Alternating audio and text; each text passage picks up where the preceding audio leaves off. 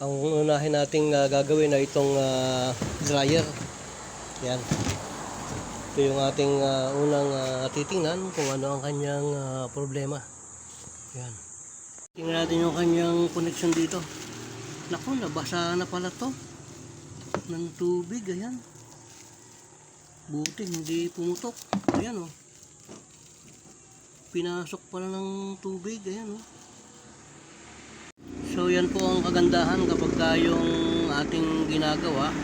Bago natin i-plug ay atin munang binivisual check. Ayan, ay kung hindi natin i-visual check to at basta natin isinaksak to ay baka naputukan pa tayo. Kukuha natin siya ng continuity. Yan. Bali, inon ko na po sa itaas yan. Sisit natin sa ohms yung ating meter. Ayan. Para ma-check natin yung kanyang continuity dito. Ano ang kalagayan ng kanyang motor. Short natin yung ating tester. Ayan o. Tingnan natin yung kanyang continuity. So may nakukuha tayong 72.7. So ipa-plug ko. Titingnan natin yung kanyang amperahe, kung ilan yung lalabas na amperahe dyan, para malaman natin kung ano ang problema ng dryer na ito. So yun natin. Yun.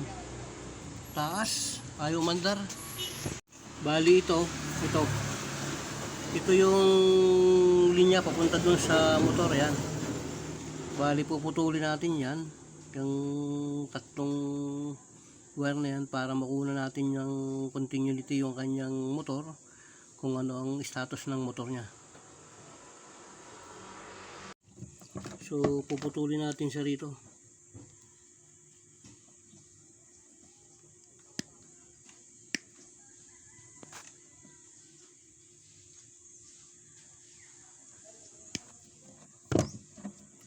So yan. Tatalupan natin para makita natin kung ano ang problema ng motor to.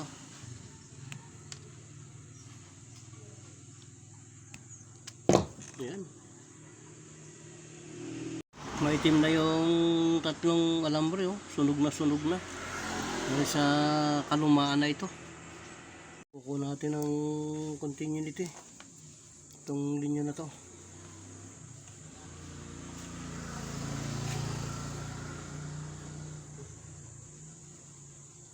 So yun. Nakakakuha tayo ng 72. Yan. Dito naman. Ayun. Bali putol yung kanyang isang linya. Ayan.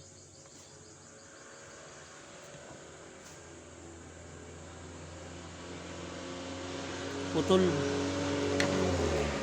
Malamang ito nag-shorts dahil dun sa nabasa yung kanyang dryer, yung kanyang connection, no? Nakita natin na puno ng tubig yung kanyang plastic, kaya nagkaroon to ng short circuit sa loob.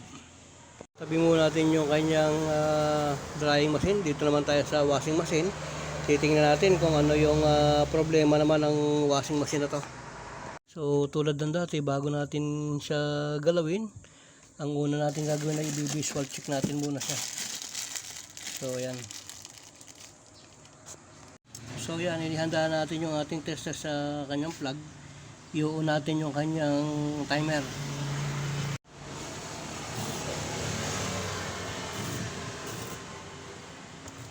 So yun.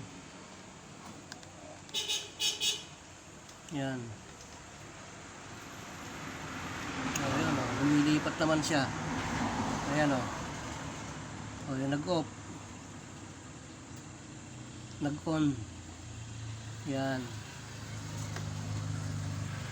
So ikutin natin. Napansin ko medyo maganit siya. So ihiwalay natin yung motor. Tanggalin natin dito sa kanyang belt. Yan.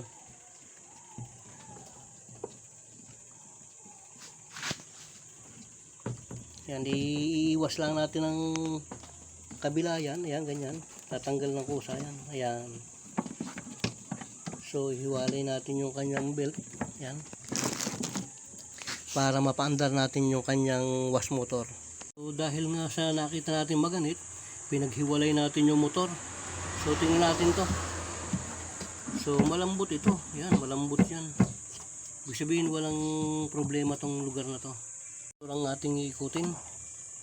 Yun, ito pala yung matigas. Yan. Yung motor na yun ang matigas. So, dahil nga po sa matigas yung kanyang wash motor, ilalabas po natin siya. So, yan. Kakalas naman natin tong tornilyo rito para may labas natin tong motor na to.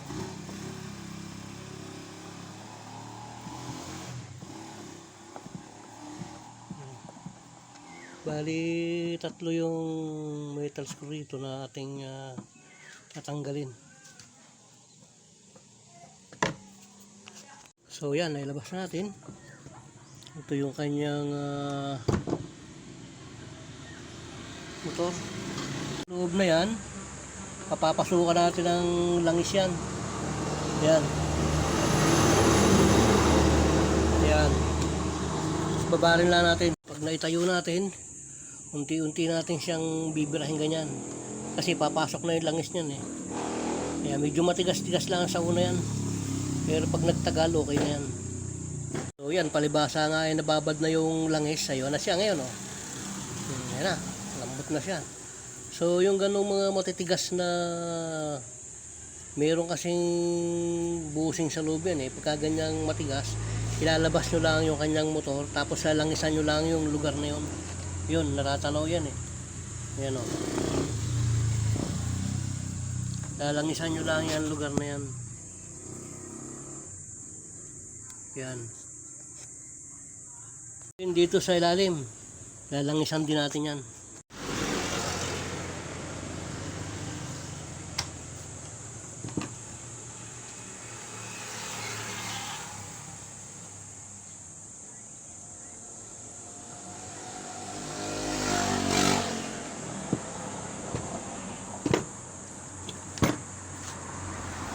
Masisilip natin yung kanyang shafting dito, yun yung papapatakan natin ng langis. Ayun, oh. Ayun. Pag pumatak na siya dyan, itatayo natin, tapos ikut-ikutin natin dito. Yan. Yan, ang luwag-luwag na yan, oh. Tayo natin ganyan. Hayaan natin siyang mag-stack dun sa loob. Saka natin ikut-ikutin dito. Oh, yan, ang luwag-luwag na, oh. Oh.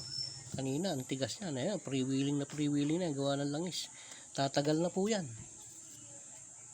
So, ngayon, ang gagawin natin, titistingin natin. Napihit ko na po yan dun sa loob. Itaas. Ayun, oh. Kita nyo? Ang luwag-luwag niya na. Oh. Tingnan pa natin. Ayun, nag-reverse naman siya. So, okay na yan. So, ganun lang po ang diskarte. Kapag ganyan ang motor ay nag-stack up, kakalasin lang natin. Tapos yung titiwarig natin ganyan, may makikita nyo yung shafting dun sa loob, yun ang inyong lalangisan. At saka dito na sa baba, ingatan nyo lang kasi baka babasahan nyo yung winding eh. Yan.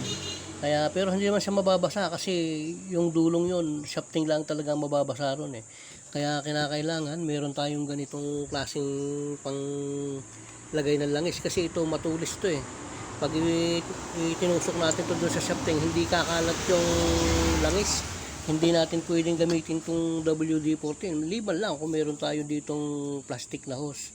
Pwede rin to. Paluluwagan natin pero ang ating ipangpapainal ito rin. Itong langis din.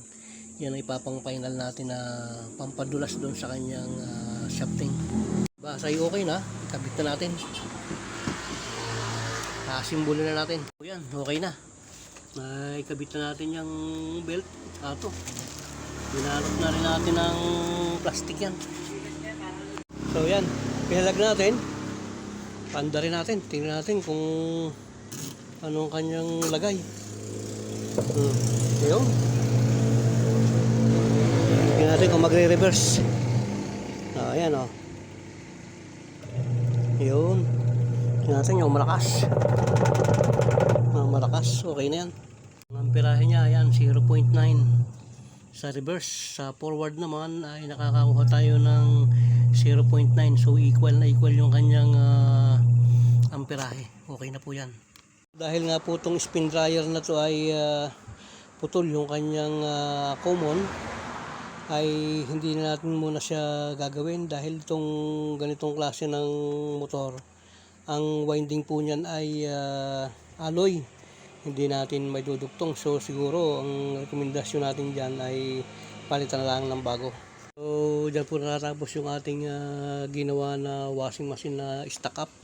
So ganun lang po yung gagawin natin kapag nakaka-encounter tayo ng ganitong klase ng sira na stack up yung kanyang wash motor. Isan lang natin siya at okay na po yan. Isang mapagpalang araw po at mabuhay po tayo. Nawa po ang kasaganaan at ang kapayapaan ng buhay ay palaging sumaatin, at ang kasaganaan nawa ay sumaating lahat. Maraming pong salamat. God bless po.